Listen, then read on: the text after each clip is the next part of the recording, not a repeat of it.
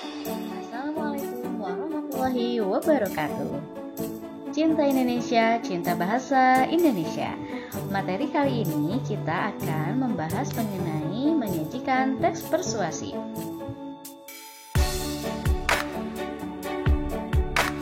Setelah mempelajari materi ini, peserta didik diharapkan dapat menyajikan teks persuasi secara tulis dan lisan dengan memperhatikan daya tarik isi, struktur, dan kaidah kebahasaannya.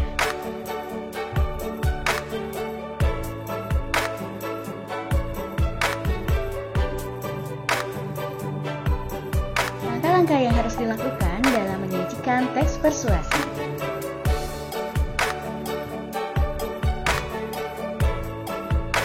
Langkah pertama, menentukan tema, penyiapan, ajakan, bujukan. Sesuai dengan karakteristik teks persuasif, yaitu sebagai teks yang berisi bujukan, langkah pertama adalah menyiapkan bujukan. Hal inilah yang juga menjadi tema utamanya. Mari belajar dengan baik, ayo kita pergi berwisata, sayangilah orang tuamu, atau bisa juga temanya mengenai virus corona COVID-19.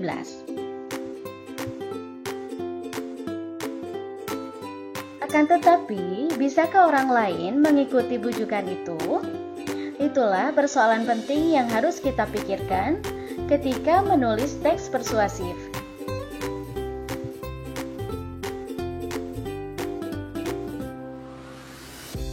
Pada umumnya, seseorang bisa mengikuti bujukan apabila dalam dirinya sudah tertanam kepercayaan.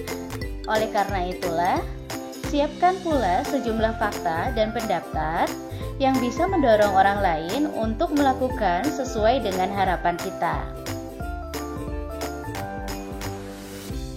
Langkah yang kedua adalah menyusun perincian.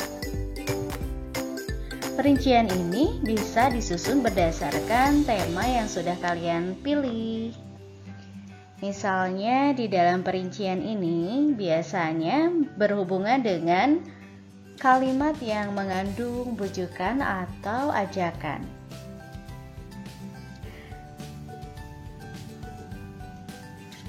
Kalau misalnya temanya virus corona, jadi menyusun perinciannya bisa sebagai berikut ya.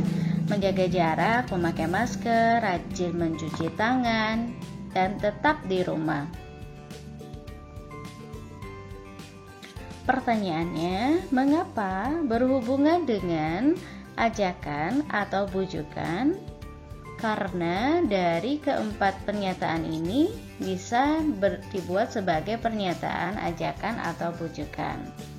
Contoh, ayo menjaga jarak, ayo memakai masker, ayo rajin mencuci tangan, mari tetap di rumah.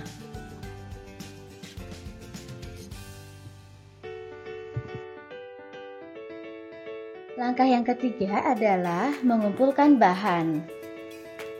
Yang dimaksud dengan bahan di sini adalah berupa fakta dan opini atau pendapat.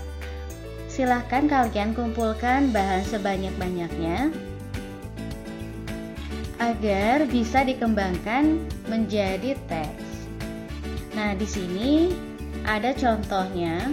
Karena kita temanya mengambil virus corona atau COVID-19, ya ini di sini ada contoh fakta dan opini atau pendapatnya. Kita baca bersama yuk contoh fakta. Jarak aman adalah 6 kaki atau 1,8 meter untuk pencegahan virus corona. Jarak tersebut dirancang untuk menghalangi perpindahan aerosol dan droplet. Nah, di sini berupa fakta. Mengapa? Karena di sini sudah ada penelitian atau dapat dibuktikan kalau virus corona itu bisa menular melalui batuk. Dan untuk pencegahannya, yaitu dengan menjaga jarak, yaitu 6 kaki atau 1,8 meter. Kemudian ada contoh opini atau pendapat. Kita baca bersama yuk. Penggunaan masker adalah cara paling efektif untuk mencegah penularan virus corona. Di sini mengapa dikatakan pendapat atau opini? Karena ada paling efektif. Ini di sini tidak semua orang setuju bahwa penggunaan masker itu merupakan paling efektif. Ada yang setuju, ada yang tidak. Kalau ada yang setuju, ada yang tidak, atau belum dapat dibuktikan kebenarannya, itu dikatakan sebagai opini atau pendapat.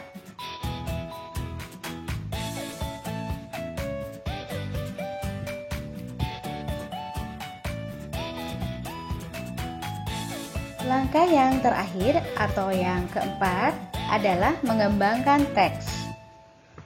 Maksud dari pengembangan teks di sini yakni menggabungkan bahan menjadi sebuah teks dengan memperhatikan struktur dan kaidah kebahasaan teks persuasi.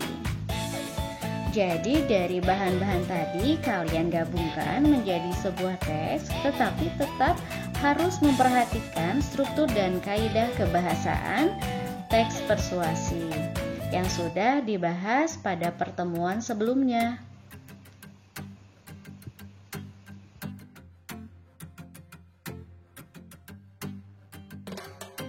Perhatikan teks berikut.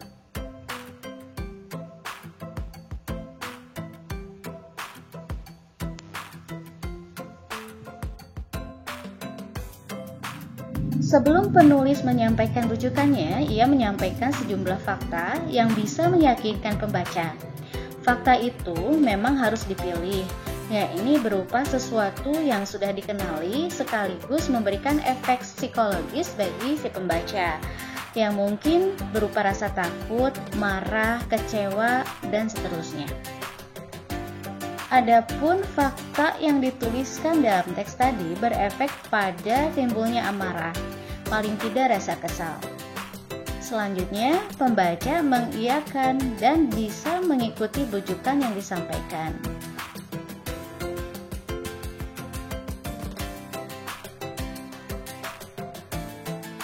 Silakan kalian baca teks berikut.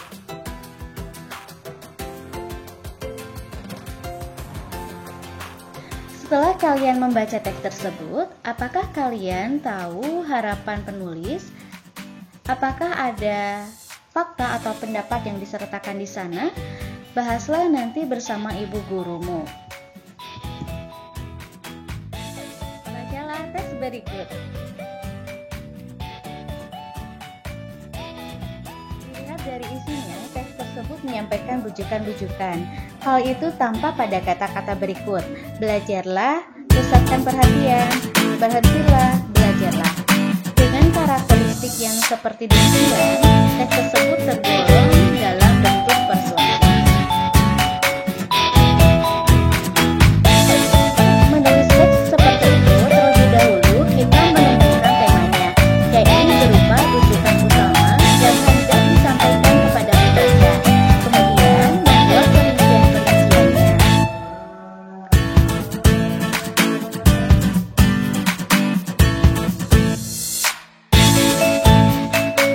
Pada topik di atas, perincian-perinciannya adalah sebagai berikut. Tema, ajaran belajar dengan baik. Perinciannya, berdoa sebelum belajar, memusatkan perhatian, menenangkan otak, menonton televisi, berdiri, duduk rileks, mengelilingi ruangan, dan menggerak-gerakkan badan. Jadi, langkah-langkah penyusunan teks persuasif adalah sebagai berikut.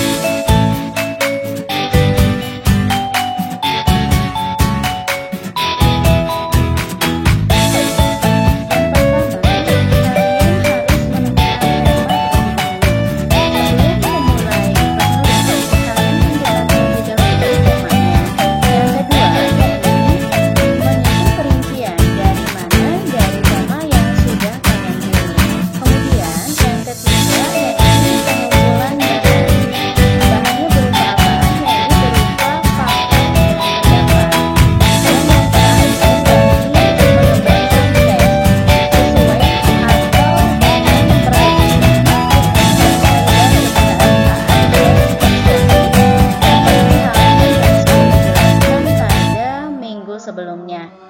Nah, itu yang dapat kita simpulkan dalam pembelajaran hari ini.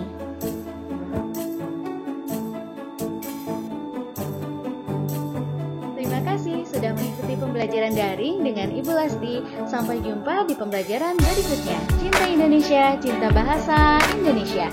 Wassalamualaikum warahmatullahi wabarakatuh.